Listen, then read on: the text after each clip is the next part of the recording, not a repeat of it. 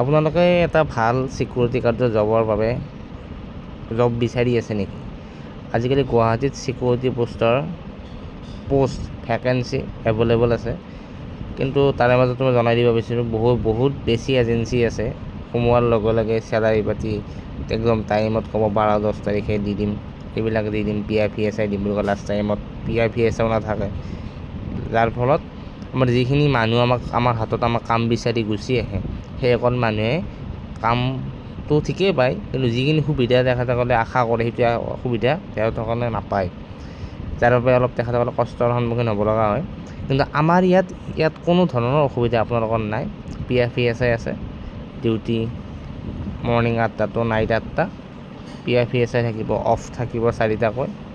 প্ৰতি মাহত 10 তাৰিখে চেলাৰী আপোনালোকৰ একাউণ্টছত হ'ব, কেছ নহয় আমাৰ ইয়াত জইনিং কৰিব লগা হ'লে যোনটো কণ্টেক্ট নাম্বাৰ দিয়া আছে আপোনালোকে তাত ফোন কৰিব পাৰে, ফোন কৰি সকলো ইনফৰ্মেশ্যন আপোনালোকে ল'ব পাৰে।